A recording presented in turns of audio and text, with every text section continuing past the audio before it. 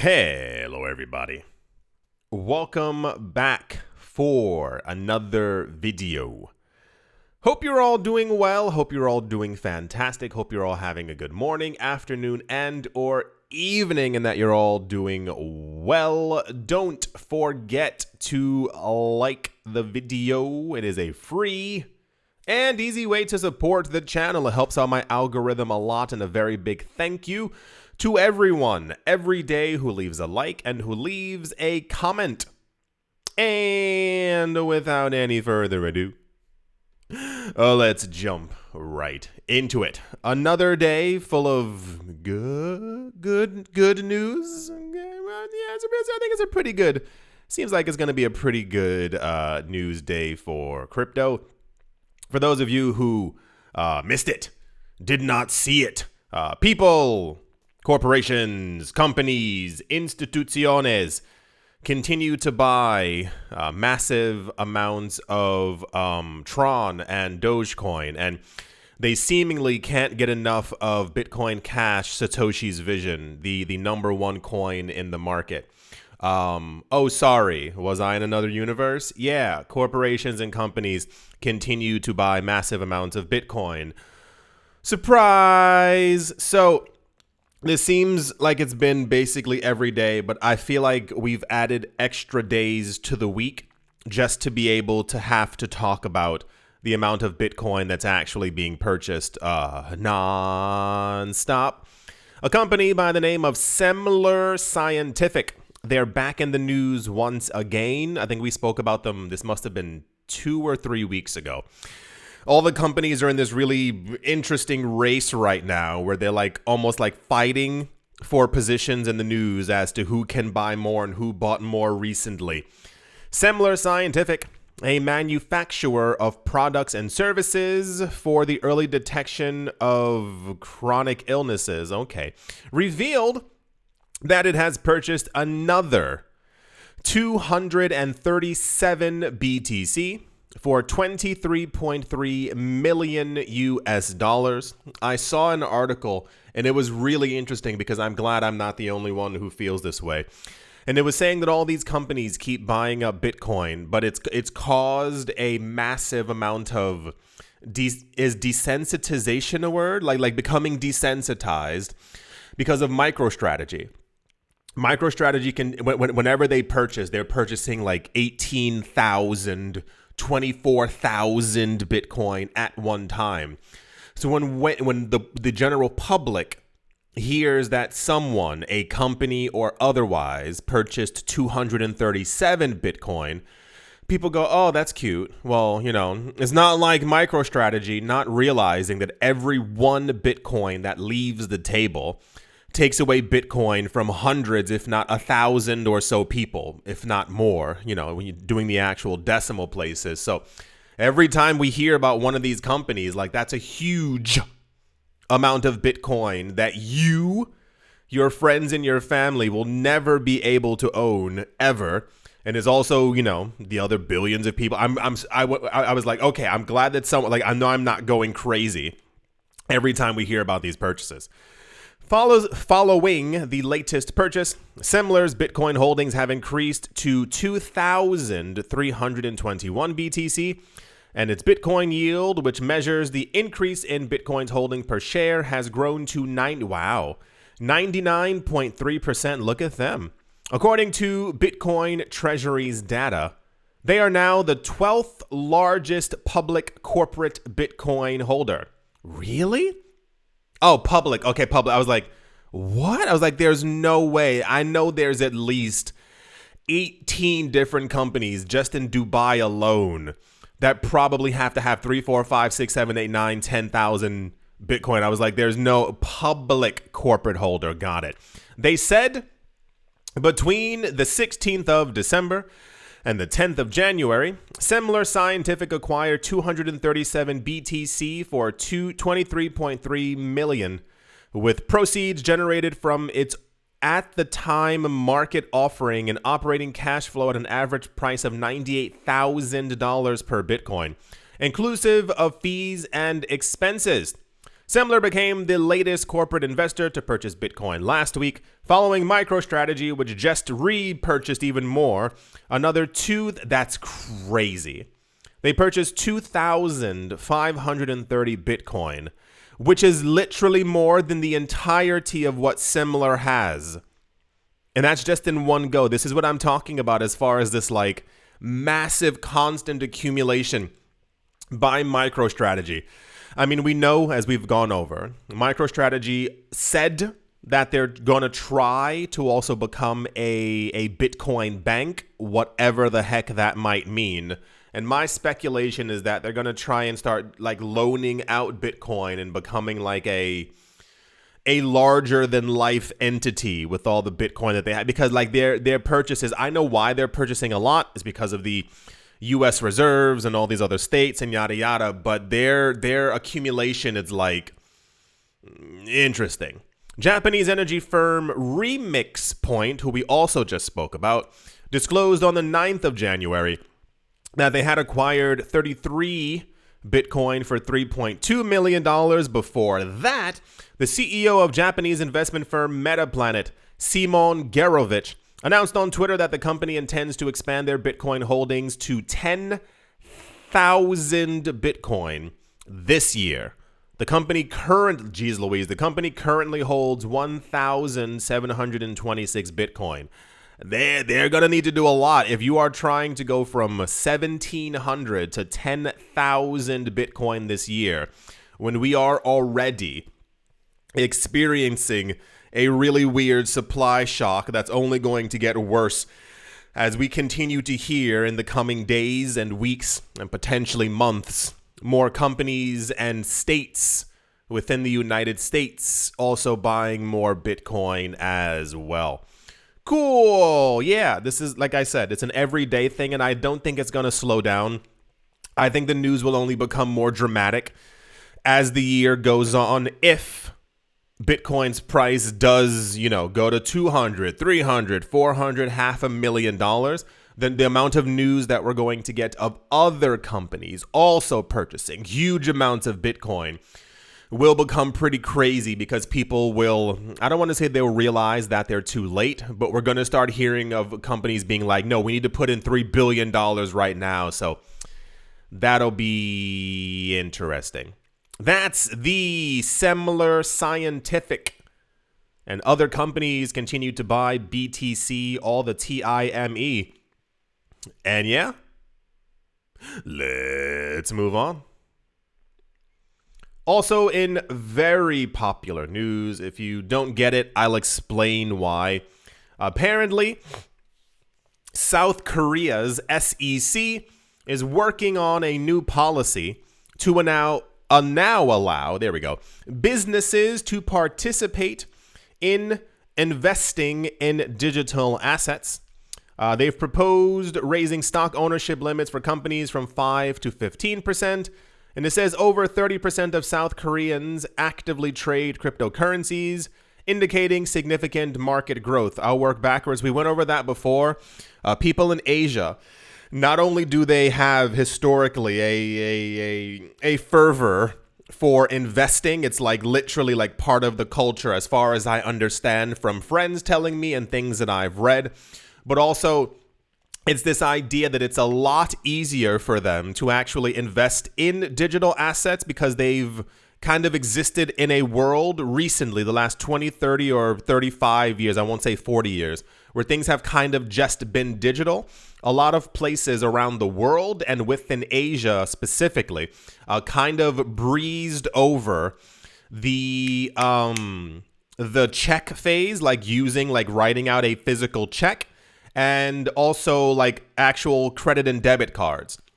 They were introduced in many different countries, but they kind of slid completely over that, where of course people still use them from time to time, but most people just use apps. So the idea of money being a digital thing is like relatively native to them in this way, where like it's not a huge hurdle. So a lot of people, when introduced with the idea of a new form of currency that was digital, that could be adopted and used and invested in by using your phone or using a computer, It wasn't like a hurdle like it was in huge parts of Europe and also the United States, where people were like, but it's not physical.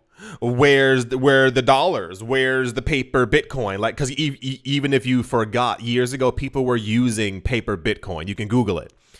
It was a thing between like 2014, 15, 16, 17, and 18. Remember, I told you I have that friend who had all that Dogecoin and then sold it when he was like, I want to travel the world, and then got really depressed when he realized how much money he could have made. He had his Dogecoin on a paper Dogecoin wallet. It was a literal like big piece of paper. So anyway, the idea is that for those of you who've skimmed over it, South Korea and Japan, as I stated 1,000 times, had a stronghold on the cryptocurrency market back in 2017. The amount of trading volume they had was exponential, and they are actually credited with the actual mega movements in the market, specifically South Korea and Japan, actually like heavily moving up Bitcoin's price and XRP's price, because Ripple already had partnered with a number of Japanese banks and a number of South Korean entities or something like that. So it was kind of, there. Now, apparently, so in 2018, things got a bit too hot for South Korean officials. And basically they announced that, we're going to put a hold on this. Everyone slow the fudge down so they can try and figure everything out. And now they're trying to make it legal for like large businesses to also be able to have basically Bitcoin and corporate treasuries.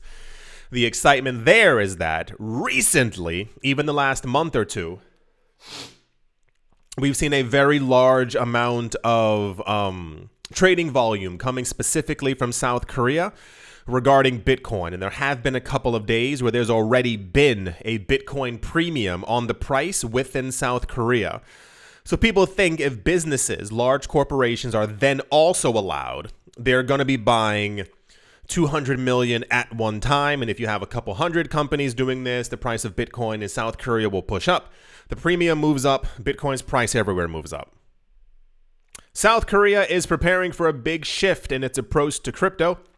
The Financial Services Commission, or the FSC, has announced plans to let corporations invest in digital assets. This decision could create new opportunities for businesses and give the country's crypto industry a significant boost.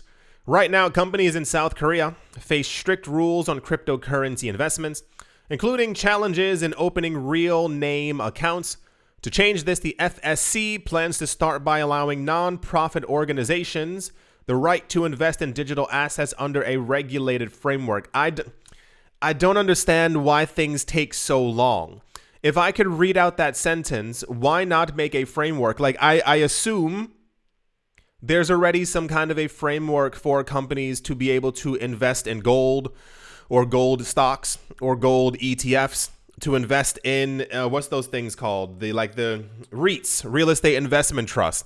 Like, it's not a gigantic leap to be able to say, hey, you have to have some kind of counterparty risk. You have to have someone who is actually custodying these coins for you. You have to have a manager on site who knows about crypto, who knows about the risks and volatility. You have to be able to, at the beginning of every single month or every second Monday of every month, announce and say to this government agency what you did, what happened. Like, it's not that difficult but everything takes years to do. Everything feels like it takes so long, and I don't really understand why. I know it has to do with the idea of like government agencies keeping control and not wanting everything to happen all at once. It's kind of the same exact thing with like technology. I was discussing with someone, this is a side topic, so, do what you will. We were discussing the idea of like iPhones, and, they have 2 cameras when they had 3 cameras, and before they had 1 camera, and now they're slightly thinner, and they have like curved edges when they had sharp edges, and now they have smoother edges and all these other things. And I was like, doesn't it seem weird that like there's no, excuse me here, like there's been no real innovation? You can increase the megapixels. You can, really tighten the thing on the screen so that you see more, and you see an 8K and 16K, and you have a giraffe running by and all these other really weird things. But I'm like, remember years ago, for those of you who were here, in like the early 2000s, we had so many indications that we were going to have like see-through phones, or like phones that, you were super thin, and like these other kinds of things. And we even had years ago, you can find that there was, I don't know if it was Samsung, there was some company that actually created like a phone that was like that, but it never got pushed through because the large money continuously says that, like, no, it has to be constant, slow advances. All the technology that we have now isn't significantly different from like 2001, 2002. Yes, we've had changes, we've had upgrades, things look better, but it's not as like, we've had Bitcoin since 2008. Bitcoin is still the same Bitcoin. There's been some upgrades. We've had SegWit and all these other things, but it's not like Bitcoin isn't doing 9,000 million transactions per second. Neither are the other coins. Cameras haven't really changed. They've just gotten clearer. The cameras that we have on our phones now are similar to the phones that they were using the cameras they were using for like to make movies years ago. It's just a lot clearer. So it's this constant like slow movement forward. It's like one step a year, when it just seems, I mean, we know that Apple and other companies explicitly are making sure that things go slow so that, there's not really like a big jump in technological advances and things like that. But it can't just be me. Everything feels like it's moving so slow. We get a new phone every single year. It's basically the same thing as the year before, except it has more megapixels and it can surf a little bit faster because they have a brand new chip. But even those chips are already outdated compared to the other phones and the other things that like Google is also creating and advancing. Like it's the same exact thing with like policies. I remember back in 2017, stupidly thinking that the SEC was going to give some kind of cryptocurrency regulation. We had tons of videos where I was like, it's not difficult. Like, write something that says like, okay, we don't know what's going on as the SEC or CFTC, so we need constant oversight. Please follow the same exact rules that you follow for stocks and bonds and mutual funds, and please report to us, relatively often.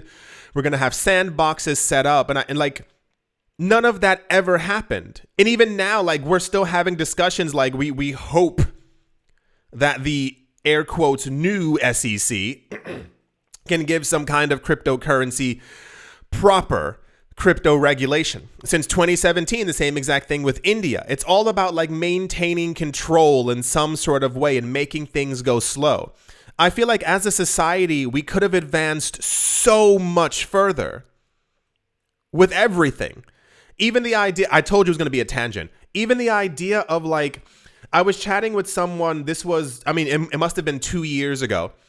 We were talking about like vertical farming. For those of you who don't know what vertical farming is, if you take like those big like shipping containers, it can be any building, but most people do it in a shipping container, and they stack a bunch of them on top of each other, usually like hollowing them out, like cutting them, connecting them together, so you have something that's 4, 5, 6, 7 stories tall. Other people have done it in like old abandoned factories. They fixed them up, made them look nice, and this is the idea behind it. And you kind of like, you set up like farming that goes vertical. So instead of using natural sunlight, it'll use like UV lighting, which is fine. And scientists back in 2016, 2017, and all these corporations found a way to create cherry tomatoes and carrots and kale and broccoli and all these other like leafy greens vertically, using like, I think 3% of the normal water that you would normally have to use as a farmer to be able to make all these things. Like, it's like recycled water because it's water. It's like it's a controlled climate, controlled area where basically there's not a risk of having dirt and things getting inside. So the same exact water that can be used for one plant can be used for another. Like, it kind of flows through this like aqua system. And I was like, oh my gosh, like this is the future. Like, this is the thing that's going to put us forward. Because when I was chatting with that person I was telling you about, I was like, imagine if every city had like 1,000 of these. It would take time to build them. With proper infrastructure and proper investment, we would have a situation where you would have communities who would no longer be reliant on supermarkets or having a supermarket, because the cost of actually being able to do this was so minimal compared to like the old system with 3% of water, reusing seeds and like getting the seeds from these new things to be able to like continuously like have this loop forever. And then not that it went nowhere, but like it became like a hush hush thing. And it's because the industry is like, no, like you would take away money from the supermarkets. You would actively take away money from the corporations. And I was like, aren't people more important? We found a way to be able to have something that's self-sustaining. Solar panels on top, all around the entire thing, using UV light to basically allow people to, you'd have people, you'd be able to even charge them for the vegetables, and you would have them walk away with bags full of fresh vegetables and you would charge them $2 or $3 as opposed to hundreds of dollars to having fresh food. And that also, even the person who was telling me, he's like, yeah, but like the infrastructure and like the businesses. And I was like, who cares? Like people are so much more important. And I constantly feel like, that we are always like told to go slow. Everything is like, no, we need time. Everything needs 15 years before we're like, okay, we can finally do this. Every single entity everywhere is just about like going slow, and it drives me absolutely insane because I wonder like where we could be. All the technology that we have now, we don't need gas guzzling cars. We know that we have electric cars. You want something crazy? We had our first electric cars in the 1920s. We knew how to do it back then. You know why we didn't use electric cars? Is because it wouldn't have made those companies enough money. Look it up. Like it's a real thing. Like it's not me making up something. These companies realized that they could actually use petrol and oil as a way to, because they found that they could control that industry. And if they could get people to use that oil that they owned and control inside of the cars that they also owned and control, they would have a 2 income source as opposed to just one.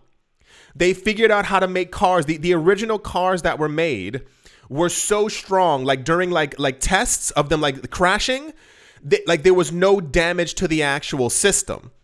Like they were fortified. And then they realized that if they use slightly less strong metal, also, that they would they would get people to come back because eventually they would be dents in those cars. And then I was watching something else. Around the 30s and 40s, a lot of these companies and corporations were trying to figure out how to make more money. Do you know what they did? One company, decided that they wanted women to actually start buying stuff, because back then, of course, men controlled all the money in the relationship. So they said, okay, as women began to work in the 40s and 50s, if you remember history, they said, how do we get them to spend some of that money? You might remember old photos. Every woman is wearing a white dress, a brown dress, a gray dress, or a black dress. Only over and over and over and over and over, like irrespective of black and white photo, sepia photo, or like or a photo that's in color, same color over and over. So they said, let's like literally start making the dresses in different colors. It'll indicate to them this: she likes red, she likes blue, she likes green. And it'll get people to spend more money. Well, I have a red dress, I'm going to buy a green dress and a blue dress and a pink dress. And it was a way to get them to spend more by using worse fabrics. It's the same exact thing. I can't say some of these words, but like for undergarments for people. They used to last a lot longer, but these companies decided we have to start using worse materials to get people to buy them more often. You want to hear something even crazier? In the 30s, 40s, and 50s, you might remember in all the old movies or old photos, what color were cars? They were all black. They were all the same exact color, but they said, no, we need people to spend more money. So they started making cars in blue, in dark blue, in green, in red, and all these other colors. And it got people to buy more because every couple of years you would have to say, well, my car has dents in it. It's not doing as well as it did before. The color's kind of not doing too well. I'm going to buy a whole new car. They figured out years ago how to make electric cars and how to make cars, I don't want to say crash proof, but you understand, like incredibly strong. That was 100 years ago. With the technology that we have now, imagine what we could do, what we could have. And yet it's the same exact thing with light bulbs. If you get a chance, look up something on light bulbs. The first light bulbs that were created would essentially last for over 100 years. The actual like filament and metal that they had inside of it was everlasting. Do you know the problem? People were buying light bulbs and 15 years later they still had one. So they they created a group of companies around the world who were all selling light bulbs. And these people came together and said, we have to make the light bulbs work. Look this up. We have to make the light bulbs work so that we can actually have more people buying our stuff. Because if you have 1,000 families who buy them, we won't see them again for another 10 to 15 years, if even. And that's if a light bulb breaks by accident, someone hits it, whatever the case might be. So they created a corporation of companies that came together every year to test each other's light bulbs to make sure that they had made them worse. The point was to make sure that after a year or two, you would be required. Do you remember when I was a kid, all the light bulbs used to say last between 500 hours and 1,000 hours. That was done on purpose. And this is why you don't really hear about it anymore. Like when you buy a light bulb now, they're all like LED, and they promote this idea of this can last 20, 30 years. It's because that they waited 100 years and they said, okay, we can't squeeze any more money out of this. Let's find a new thing. So then they move on to technology, and the computers get slightly better year on year. But you're told to buy a brand new one. Cars get slightly better. Phones get slightly better. Slightly. There's never a huge increase when we know that the technology is actually there. That's what I was saying before. Like, we have all the tools to make a literal utopia. Do you understand that? We have all the tools right now to make sure that we could literally make food for everyone, like 1920s prices cheap. Because we can make it in abundance with computers and robots and renewable energy. There's no real thing that's stopping us from making actual like housing like for everyone either. There's no reason for people not to have money or to not be a part of the financial system. This is all done on purpose to keep control. Isn't it crazy? It's like insane to think about. It's really like, I'm telling you, when you start falling down the rabbit hole, like it'll open your eyes and you'll be like, why? It's just about control. They figured out that they wanted control over everything, so they have it. And, dragging it back to the original topic at hand, it's also for this as well. There's no reason why in 2017 they couldn't have made a law that said, like, okay, cryptos are brand new. Let's make sure that we go, slow with this. And everything that a company does, please report back to us so we can see if there's any potential that it might ruin our economy in the future. It's been 8 years and still nothing. Isn't that odd? That's why not specifically Gary Gensler, but it was like, what are you talking about? Just give proper regulation. It has to do with control. Did not mean to go off on a tangent, but the world is crazy. When you find out that everything is actually manufactured just to make sure that you spend more money, it kind of drives you insane. That's what I was telling you before. I was like, me and you, aren't meant to be winners. We are meant to be consumers. That's the way, literally the way that the world has been set up for the last 100 or 200 or so years. Since the early 1900s, the idea was that we can create new companies and new corporations and new things. And we can tell people that they need these new things. And you have to keep buying a new one all the time. You constantly need a new TV. You don't need a new TV. The human eye can't even see in 8K. The human eye cannot see 8K. 4K is more than enough for you. We don't need people talking about 16K and 32K TVs and these conferences and things that they have. Like, it's literal nonsense. The TV you have is already flat enough. You don't need a fifth TV in your house or your room. You don't need a third car. It's just you and your partner. What are you talking about? You need something else. Everything is just like the system is made for us to spend our money. We're meant to work and get rid of it. So at the end of the month, we have nothing. We are at the behest of someone who tells us this is how much your rent is. This is how much you're going to make per hour. This is how much this item is. Look at all the ads around you. Don't you need these things to be happy, to be able to smile and say, I'm a good consumer? And then you go to sleep, you wake up, you do the same loop all over again. Don't you want a vacation? Look how happy those people are on vacation in this photo. You need to spend $5,000 to $10,000 to be able to do it. It's just meant to be a loop. You are meant to continuously feed the machine. That's what when I said before, I was like, understand where you are. You are in the cryptocurrency, like you are an investor. We're not supposed to be on this step, on the actual staircase. You're not supposed to be near generational wealth. Actually, like really, it's not a joke. I'm not saying it to hype you up or to pat you on the back. It's true. We are meant to be consumers. I was born in the projects. I'm not supposed to have what I have now. I'm not supposed to have, come forward and have money and have investments. I'm meant to continuously consume for the rest of my life. It's insane to think about. When you finally put all the pieces together, you're like, oh gosh, the system's like a little bit broken. That was one of my dreams for Bitcoin. I was like, okay, we have a way to have food. We have a way, essentially, that we also like don't and shouldn't have to also pay like electric companies. We have solar panels. We have all these, or not pay them, but have, we should literally have electric bills that are $2, $3, $4. I've heard of people paying thousands, and it's like, no, we have the technology for renewable energy. We have ways to make food. We have ways to make proper housing for everyone. We have everything there.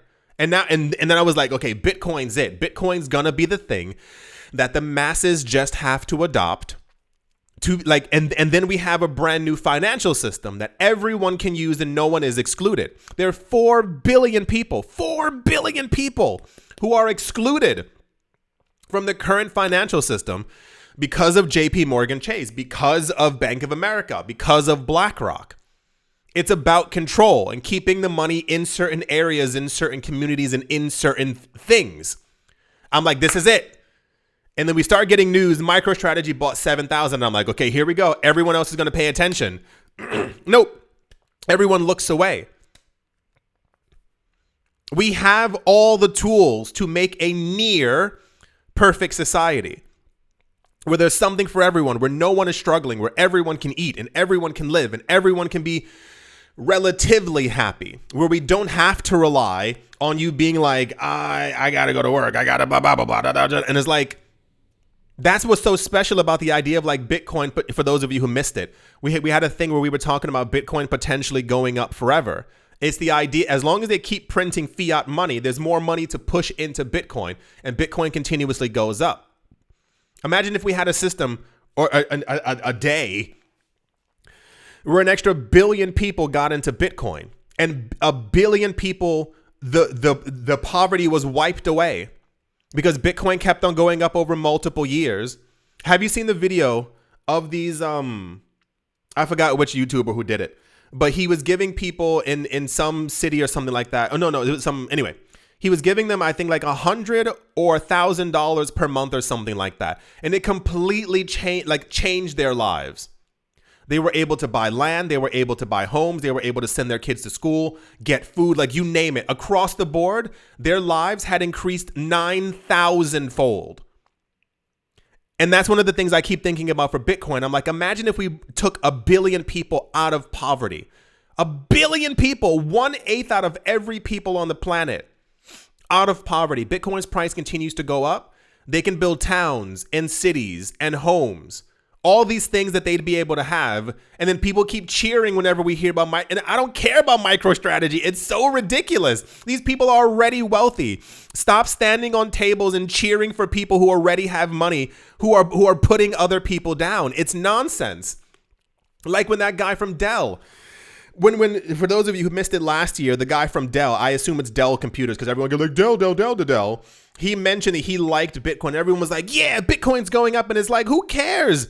This man's a billionaire. He has everything that he wants and he needs forever. Worry about yourself. Worry about your family. Worry about your friends. Like, make yourself rich. Stop caring about what these rich people do. It's so weird. They have everything. They control the system. We have something to get away from their grasp. And you continuously push more control into their hands over and over and over. Every time they move the market down, retail sells. My friend, I told you, my friend had 100 million Dogecoin. He had 100 million Dogecoin and he sold it. He sold all of it. He messages me periodically, every year or two, like discussing it. I'm sure he's devastated. He grew up poor as well, like poor. Devastated. Because we're constantly told to get rid of everything that we have and make more money. Do this, do that. Don't you want to be happy? Continue to consume, absorb things. It's insane. It's absolutely insane. This is why I keep saying, I think so many people in the future are going to be, are going to be so angry with themselves and with the system because their minds will realize how much Bitcoin they had, how much XRP they had, how much Ether they had, and then where the prices are in the future. Like what it would have done for them if they had held on to those coins. People get scared, they sell. Why do you think 90% of Bitcoin is held in whale addresses? 90%. Because over 16 years, they were able to like scare people and get them out of this market. We just had the news recently ago, for those of you who missed it. There was an analyst from Fidelity who was talking about where he thinks Bitcoin's price is going in the future. He said by the year 2038,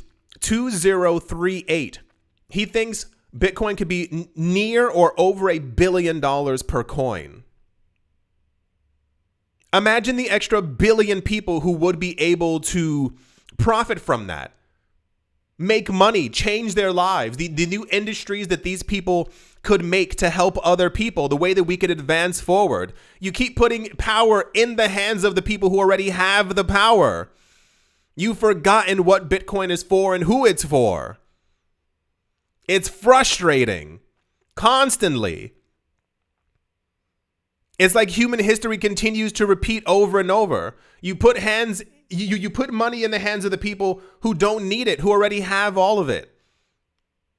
It's crazy. We have everything right now to have a near wonderful, perfect society. And then you stand up and you fall over yourselves to tell these rich people, buy more of this rare asset that would benefit other people on the planet. And I know some people roll their eyes. If you at any point were offended by anything that I said, please leave this channel. And I mean that wholeheartedly. If you don't think other people should be in a market or have a way to help themselves, or that we shouldn't have inequality on this planet, please leave. Like, really. If you are for inequality, if you are for people being broke and not having any money, especially in the cryptocurrency sector, the thing that was created to get us away from the tyranny of the 2008, 2009 crash. Remember that? Remember your parents crying in the living room and in the kitchen watching the news because their 401ks disappeared because of these companies and corporations? Remember the thing that was created to get us away from that system? Yeah. Everyone forgot about 2008, 2009. Remember all the pensions disappearing and everyone going broke? Yeah. That's the point of Bitcoin, is to get us away from that system. We have something that's not controlled by a government, that's not controlled by a group of people, and you keep pushing power into their hands over and over and over. And then when Bitcoin goes to $1 billion in the future, you're going to go, it's not fair. Why do they have all the Bitcoin? I freaking wonder why. I can't imagine why. What? Rich people have all the power again? Over 16 years. How many times have I advocated for people? And I can't, and I will not tell people what to do with their money. But how many times in 2017, Bitcoin was at $1,000, and I was like, it would be great if people bought half a Bitcoin. It'd be pretty cool because Bitcoin's not a lot of money. 2018, Bitcoin fell down to $3,000. And I was like, $300 is, you might be missing out on going out with your friends this weekend, or, whatever, 300, that could go into Bitcoin. How many people listened? How many people bought a tenth of a Bitcoin when it was at 3,000? But you got hyped. You got hyped when it went over 15,000 because we heard rumors of these companies buying. And these institutions, and BlackRock's gonna buy. Well, I'll wait and see when Bitcoin goes near 50,000. I don't trust it. It might fall again. Let me wait till BlackRock keeps buying. If the ETFs have over 1 million, Bitcoin's over 100,000. Bitcoin's kind of expensive. I'm not gonna buy. It's disheartening. Like really to see the same thing over and over again. For those of you who are actively buying Bitcoin or crypto and keeping it for the future for your friends and your family or anyone else who is not buying right now, like good on you. Like really, really, really, like good on you. Like you're an amazing person. No, like people like need help. Like the economy's garbage and it's only going to get worse. Like they're going to continue printing money forever. They won't continue printing Bitcoin forever. The halving continuously happens every 4 years and it becomes more scarce. Try and help people. In many cases, it literally costs nothing. Help other people out. This was not meant to be a ranty video at all, but it's like the world is so weird. You have to stop thinking about just yourself. Like help other people out. And I don't mean just monetarily, like teach them. Let them help them learn stuff, put them in the right direction. If you have a friend who's struggling, I can help you out with investing. Let me teach you how to do it. Hope you all enjoyed. Hope you all managed to have a great day, morning, afternoon, evening, wherever you are, wherever you might be. I do hope it's absolutely fantastic. Thank you all once again for watching, listening, liking, commenting, and supporting. And I will most certainly be talking to you all soon. See you.